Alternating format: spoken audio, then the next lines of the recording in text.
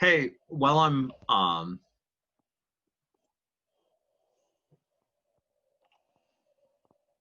one of the students figured out these.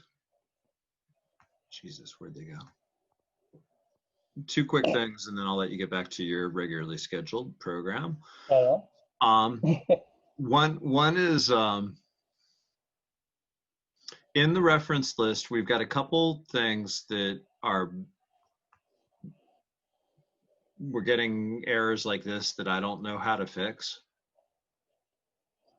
Yep, I see. All right, let's just quickly go up. So click the up arrow next to the number 80. And that'll take us, yeah, 80.0, sorry. And we'll see the first instance of it. And then just click edit or edit source. Actually, edit source will be quicker. Okay, so let's find out, because it might be that there's a disallowed character somewhere in there. Like if you put in pipe characters or like hard returns, or there are some characters that can break the template. So that's a possibility. So let's see, it's that one, the Bossiut one, isn't it? Is it this one? I can't remember which one it was, actually. I should have paid attention to the exact sentence before it. Please hold. 80. Yeah, it's that one. The next sentence says, here we'll focus on the factors. Yeah. Okay. So site web URL title is this, website is this. Do you want me to make it bigger? Actually, I'll tell you what, send me through the link and I'll do some experimentation with it and see if I can find out exactly what the problem is. Well, that would be appreciated. The question that I was going to ask actually though was, do you have someone else besides you that you would suggest that we could loop in to help with this sort of thing? I was wondering about David Braunschweig or. So actually, I've got another suggestion for it. Just go back to edit source on that section again, because I've just worked out the easy way to do that. Yeah, so the person, yeah, I would absolutely suggest David Braunschweig. He's very active and will know about that. And there's another person who I've just forgotten the name of, but I can send you their username.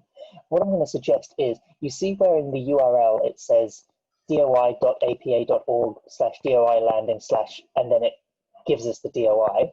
I'm going to suggest just copy that DOI itself, just a bit after it says DOI equals, so from 10 point whatever to the end. Yep. So just copy that. And now we're going to click after the reference. So where it says /ref, we're just going to click there. And we're just going to insert the reference again using Cytoid. So just see if this keyboard shortcut works for you. Can you do Control-Shift-K? So basically Control capital K. And see if it'll do it on this mode or whether we have to change into Visual Editor to do it. No love. Nothing? All right, let's just change into Visual Editor and we'll try it again.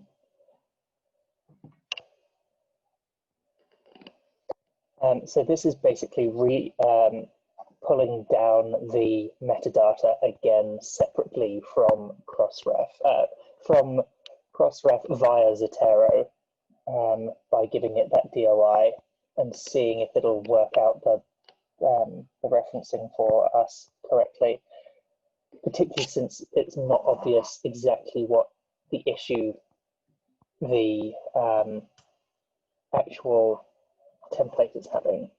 Like so? Yep, sorry, it's just, my screen's just updating. Yep. And let's see what it formats up. That looks right. Okay. So let's just go with that for the moment.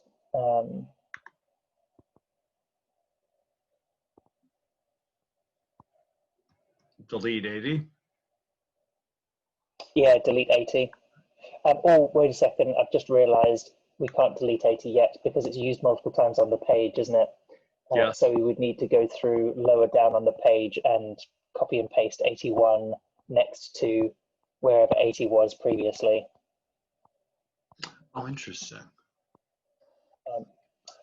Actually, nope, I've just realized another thing. Just go back into edit source again, because there's a slight workaround we can actually do so that we don't have to do that.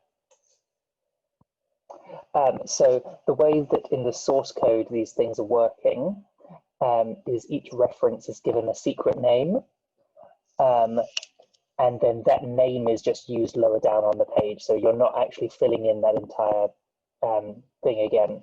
So let's scroll down. Yep, it's recognized that this is the bit that we're trying to add.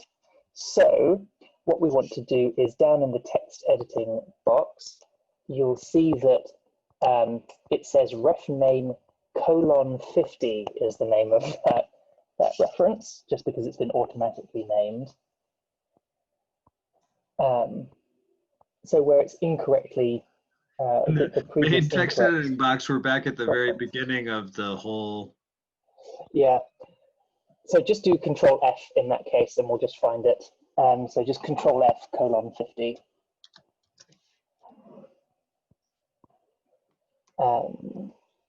So we want probably the third or fourth occurrence. Yep, stop. Yep. There we go. So you see, here we go. It says ref name :50, and then the incorrect reference. And then immediately after that is the new reference 81. So what we're going to do is, after :50, we're going to delete all of that section through to the beginning of the next one. Yep, that's right. So delete that. Delete the first ref tag. That's exactly it. Yep. So now, whenever ref 50 is used lower down, it's going to include our actually correctly formatted up bit of source code. Interesting. And how is it assigning the number 50 if this is showing as 80 when? So it's the 50th one that was added. So it numbers them in order of addition to the page, not in order of appearance. Yeah, because actually a lot of those reference names, like if you within Wikipedia itself, those reference names people will often manually write them, so they'll have called it, you know, APA 2008 or something like that. But the :50 thing is just its automatic name if you didn't assign it something manually. There is a project ongoing to make it like naming code chunks in Python or R. Yeah, yeah. Huh. Okay. So there you go. That's how that bit works.